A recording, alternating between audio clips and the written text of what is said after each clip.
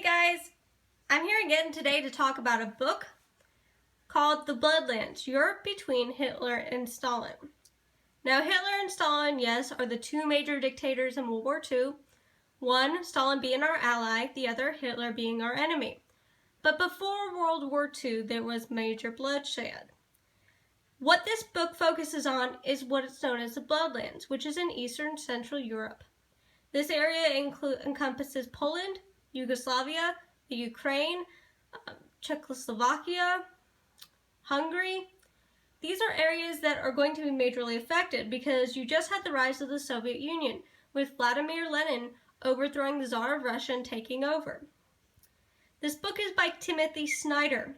Dr. Snyder, let's examine him first. When you look at books like this, especially for historical readings, make sure you know who your author is. Not all the time are they published by reputable sources, but Dr. Snyder is. He is a historian who specializes in Central and Eastern European history. He is actually a professor of Yale University right now. He graduated from Brown University with his Bachelor's of History and gained his PhD from Ballard College of Oxford. He has written several different books about Eastern and Central European history, and this was actually an area I took many courses in college. My minor is actually in ECE, as it's known, Eastern Central European History. He has won the American Historical Association George Louis Baer Award, which is a major deal for any historian. That is one of the biggest awards. And this book is not a letdown. Normally, I wouldn't suggest a book like this for the everyday person, but I actually found it quite easy to read. He tells a story not from a historian's point of view, but from a humanistic point of view. I mean, he starts off this book with the most powerful statement I've ever read in a book, with a child saying, "And now I shall live," and dies from starvation from Stalin's 5-year plan, which absolutely got me hooked to this book. Now, I'm not going to ruin too much of this book, so I'm just going to talk about the first part of the book. Now, The Bloodlands was published in 2010 by Basic Book Publisher. Since then, Dr. Snyder has published several other books. He wrote a book about the Jews in the ghettos, which I will get around to reading. It's on my list. But this book starts off in Soviet Ukraine. Now, the Bloodlands is an area between Hitler and Stalin, meaning Poland, Ukraine, Czechoslovakia, the area that they're going to carve up. And the Bloodlands see the most bloodshed between these two dictators. During this time where he opens the book, the Soviet Union has just gone under change of leadership. Vladimir Lenin has just died, and Joseph Stalin is rising to power. Now, when Lenin died, there was no true heir apparent to become the next leader of the Soviet Union. The only reason why Joseph Stalin wins out is because he is the most brutal man. There's actually several men vying for this position. The most influential next to Stalin is a man named Lenin Trotsky, who is Jewish, who of course Stalin will eventually have killed. Now, Joseph Stalin is not from Russia. He's from a country known as Georgia. And he takes on a more Russian name. He actually changes his name because he wants people to accept him as Russian. A lot of people question why they're letting somebody not from Russia become the leader of the Soviet Union. Now, Stalin has a fear of being overthrown. This will lead him to kill over 20 million of his own people, mostly the intellectuals and leader in the military, because he does not want anybody to be able to overthrow him. This includes a small group in Ukraine and many religious leaders. Joseph Stalin will actually target men like Pope John Paul II, who lived in Poland at the time. His name is actually Karol Wojtyła. Now, Stalin will create an artificial famine in Ukraine because he wants to kill off a group of people known as the kulaks. The kulaks are the peasant class of the Ukraine, and I'll tell you more about their story in a little bit.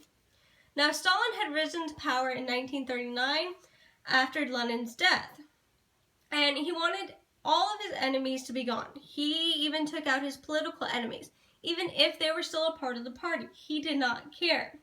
Now this targeting ranged from religious leaders to the peasants of the Ukraine. In Dr. Snyder's opening argument, he states that this book is a history of the mass murder of the 14 million victims taken by the Soviet Union and the Nazis in the Bloodland, the forgotten history. If you want to actually see what page it's in the prefix on Roman numeral number 10. He describes how Stalin knew that seizing grain crops from the Ukrainian territories would lead to a famine, and he didn't care. He wanted the peasants to starve. He wanted them to suffer because he felt like they were his biggest enemy. Dr. Sidney explores the lost history of the Bloodlands and the death toll of some 4 million people between them. You have to realize from the time of 1933 to 1945, like Dr. Sidney states, the Soviets killed about 6 million people. 4 million will be found in the Bloodlands. The rest will be killed in the Gulag system, which, yes, of course, includes Siberia. But the Gulag is not what we normally think it is. It is a major prison, but at the same time, it's hard labor. It's more similar to a Nazi camp than what we traditionally picture it as. Now, the first year of true famine came 1933. You see, before this, in 1932, Stalin had implemented the 5-year plan, and this will lead to the collectivization of all farmlands, meaning everybody has to grow the same amount of crops even if the crops don't grow there, such as the concept of trying to grow wheat in Siberia. You can't do that. Stalin didn't care. If you were unable to produce the crops, you were going to be sent to the Gulag. And he kind of planned this out because he knew a lot of people would not be able to. So this leads to the mass hunger of peasants who now start to gather around the populated centers of Ukraine, begging for food in the cities and the train stations. During this time period, you will also read of stories of peasants actually resorting to cannibalism. If I remember correctly, I read this book a few months back. There's a story that Dr. Snyder talks about where a child remembers waking up in the middle of the night with her parent standing over her with an axe, about to kill her. She ran out of the house, but still the mass starvation drove many peasants to the extreme. Dr. Sidney points out that in 1933, this is when the mass hunger hits. And this is where we're going to see the party attempting to destroy a whole class of people, the kulaks. Now, the kulaks are their enemy because they're peasants who are religious. They don't want to swear their allegiance to the Soviet Union. They want to keep everything traditional, and they want to stay where they're at. They don't want to go along with Stalin's plans. So the Bolsheviks, also known as the communists, want to get rid of them. And what's the best way to get rid of a group of people? You starve them to death. And once you starve them to death, you can do whatever you want because nobody's going to speak up for the poor peasant because they're so afraid of their own positions. Even party members knew not to go against Stalin. Now, Sidney will also describe how the people will be deported. The kulaks will be deported from Ukraine to the gulags in 1930. He states that Stalin sent over 113,000 people to the gulags, trying to break up what he saw as future rebellions and to try and demean the Ukrainian people. He also sent in a group of specialized units that would drive around in black vans. These black vans were known as ravens to the Ukrainians. Once the Ukrainians saw the ravens come in, they'd see certain people disappear, and when that would happen, they knew their neighbors were dead. Now, an interesting name that came out of this to me was a man by the name of Vladimir Voldemort. Yes, I didn't know Voldemort was real either, but he was one of these men who was on this mission. I'm not going to ruin any more for you, but I will read the back.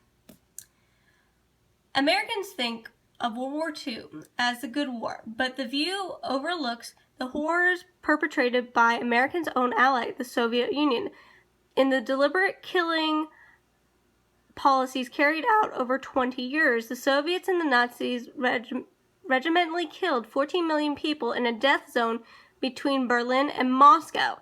At the end of the war, the Bloodlands fell behind the Iron Curtain, leaving the history in the darkness. In the Bloodlands,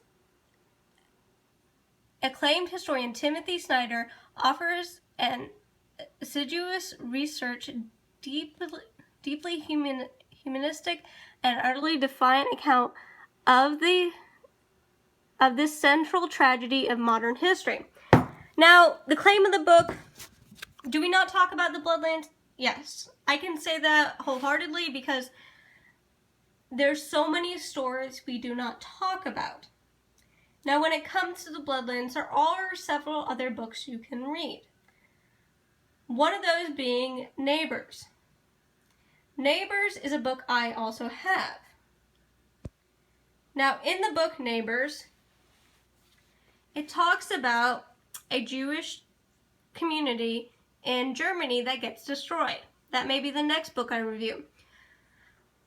I will have it listed in the description below so you're able to find it. Sorry, my cat just attacked me. See? I will have it listed in the description below, along with several other books that I think you may want to check out. Now, the Bloodlands, you can find it easily on Amazon. I've also seen it in Books A Million. I hope you have a wonderful day.